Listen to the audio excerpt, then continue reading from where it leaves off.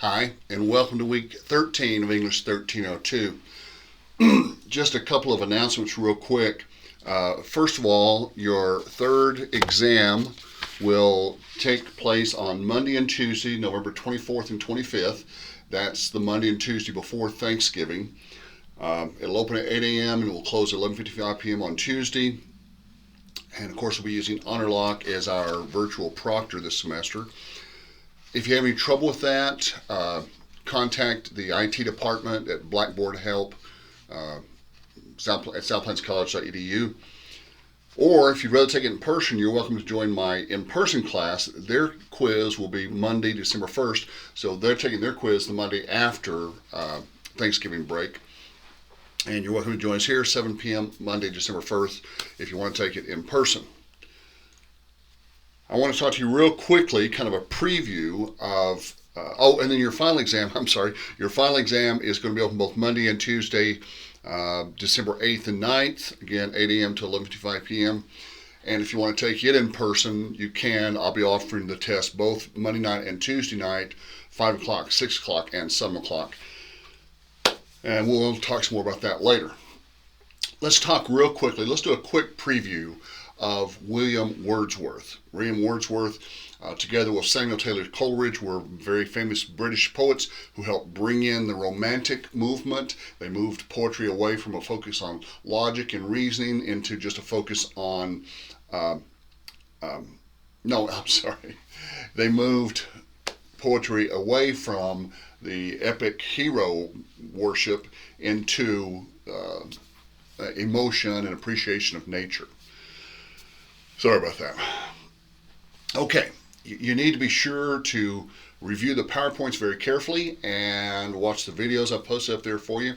Wordsworth really had an interesting life, and it's very easy to see how his life affected his poetry. Kind of a street that goes both ways. You'll notice a lot of times it talks about his walking tours. That's kind of hard for us to understand, because if you were going to take a walking tour even to just the next town here in West Texas, you'd have to have a big backpack and carry a sled behind you full of gear and food and water and cell phone batteries. It would be a major undertaking because the nearest town is, 20 miles away. Plus the weather conditions aren't that great.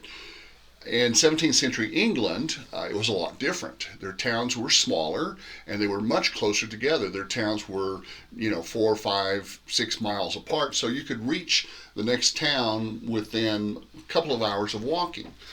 Each town had in it a pub, which is short for publican house, and it's mostly a bar, but they also served food and they had rooms, like a hotel and restaurant and bar all built into one. And it's fairly easy to just walk from one pub to the next or go on that way. And so you didn't need to pack anything other than just a little extra money to take these long walking tours.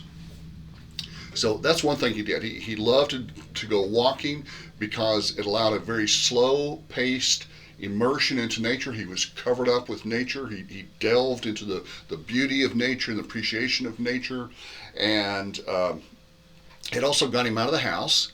He may have been a bit of a germaphobe because he was constantly worried about his health. And so getting out of the house is one way to get away from sick people. They didn't really understand germs back then, but he knew if you hang around with sick people, you get sick. And he was a little worried about that, so he got out of the house as often as he could. Also, walking is just good exercise. Lots of fresh air and sunshine. It's very healthy. So, and he lived to a pretty ripe old age. I think he lived about 80 or so. But he also had a very interesting life. He went to France, part of one of his walking tours, and he met and fell in love with a young girl named Annette Vaillant. And they, of course, they fell in love, and they had a daughter, and Carolyn. And he had to go back home to England to make money. Now, he was born in a fairly rich household. His dad was a big businessman. He was an ironmonger, if you know what that is.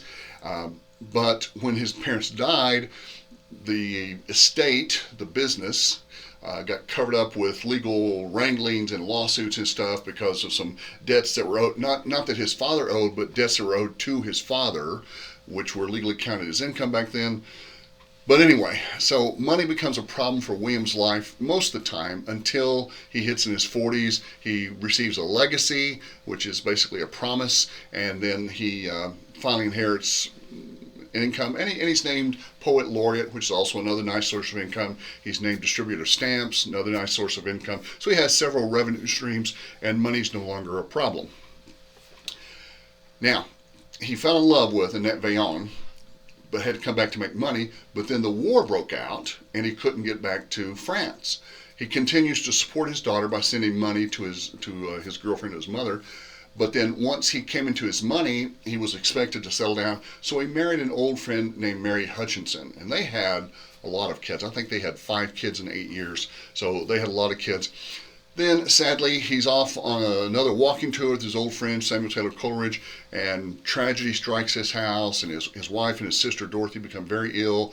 2 of his kids die. I think there's another sister that dies. Just a really tragic thing to happen while he's out and about walking and beautifying nature. When you read his poems, read them slowly. Read them with an appreciation for nature.